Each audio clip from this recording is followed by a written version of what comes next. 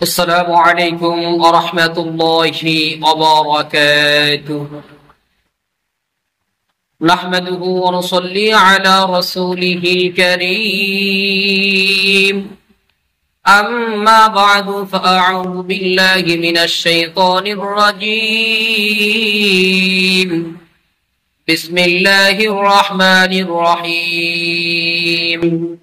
فاذكروني أذكركم واشكروا لي ولا تكفرون. صدق الله المولانا العظيم. সম্মানিত দিনী ভাই ও বোনেরা, আপনারা সকলেই কেমন আছেন?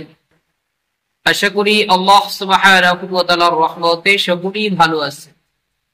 আমিও আল্লাহ সুবহানাহু ওয়া তাআলার রহমতে খুবই ভালো আছি, আলহামদুলিল্লাহ। সম্মানিত দিনী ভাই ও বোনেরা, আজকে আপনাদের মাঝে একটি গুরুত্বপূর্ণ বিষয় নিয়ে আসলাম, অত্যাধিক চমৎকার একটি বিষয়। বিষয়টি হইতেছে 3 দিনের ভিতরে যে কোনো ব্যক্তিকে আপনি আপনার আয়ত্তে আনতে পারবেন, আপনি যে কোনো ব্যক্তিকে বশীকরণ করতে পারেন। অবশ্যই এটা সৎ উদ্দেশ্যে হতে হবে এবং জায়েজ পন্থায় হতে হবে। কেউ নাজায়েজ পন্থা এই কাজ করিবেন না, বরং আপনি নিজের ক্ষতি নিজেই করবেন। যারা সৎ উদ্দেশ্যে জায়েজ পন্থায় করতে চায় তারা এই তদবিরটি প্রয়োগ করতে পারেন। এই তদবিরটি বহু পরীক্ষিত। 3 দিনের মধ্যেই ইনশাআল্লাহ আপনি যার জন্য কাজটি করবেন সে পরিপূর্ণ আপনার আয়ত্তে চলে আসবে ইনশাআল্লাহ।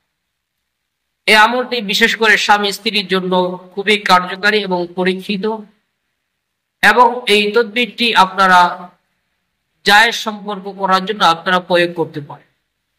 কিভাবে করবেন? প্রথমে আপনি যে কোনো কবরস্থান থেকে সামান্য পরিমাণ মাটি সংগ্রহ করবেন। যে কোনো কবর থেকে সামান্য পরিমাণ মাটি নিয়ে আসবেন। এরপর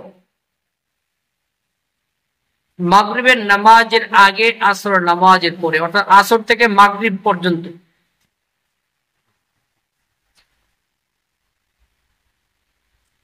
আসর থেকে মাগরিব পর্যন্ত যে সময়টা আছে এই সময়ের ভিতরে আপনার আমলটি করতে হবে। আপনি ওযু করে কিবলামুখী হয়ে বসবেন। পবিত্র স্থানে বসে কয়েকবার ইস্তিগফার পাঠ করবেন, কয়েকবার দুরূদ ইব্রাহিম পাঠ করবেন।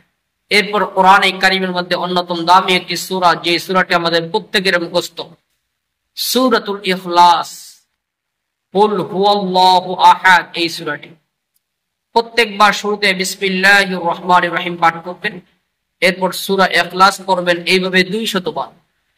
একবার শেষ হবে, আবার দ্বিতীয়বার শুরু করার পূর্বে বিসমিল্লাহির রহমানির রহিম পাঠ করবেন। 200 বার সূরা ইখলাস পাঠ করে ওই মাটির মধ্যে ফু দিবেন। আপনি যাকে বশ করতে চান তার বাড়ির আশেপাশে ওই মাটিগুলো ছিটিয়ে দিবেন। ইনশাআল্লাহ 3 দিনের ভিতরে দেখবেন সে আপনার আয়ত্তে চলে আসবে। এটা হলো একটা পরীক্ষিত তদবির। 2 নম্বর, এশার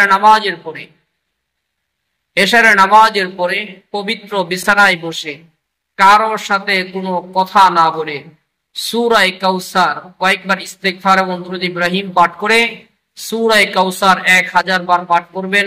আল্লাহ পাকের নিকট দোয়া করবেন, কারোর সাথে কথা না বলে ঘুমিয়ে যাবেন। এইভাবে 3 দিন আমলটি করবেন ইনশাআল্লাহ। যার উদ্দেশ্যে আমলটি করবেন সে পুরোপুরি আপনার আয়ত্তে চলে আসবে, পুরোপুরি আপনার বশ হয়ে যাবে ইনশাআল্লাহ। অবশ্যই এই আমলটি জায়েজ সম্পর্ক তৈরি করার জন্য করবেন, সৎ উদ্দেশ্যে করবেন। কেউ অসৎ উদ্দেশ্যে নাজায়েজ পন্থায় প্রয়োগ করবেন না। নাজায়েজ পন্থায় প্রয়োগ করলে নিজের ক্ষতি নিজেই করবেন। আল্লাহ তাআলা আমাদেরকে দুনিয়ার যে কোনো সমস্যার সম্মুখীন হলে কোরআনী আমল করার তৌফিক দান করুন, আমিন। আসসালামু আলাইকুম ওয়া রাহমাতুল্লাহি ওয়া বারাকাতুহু।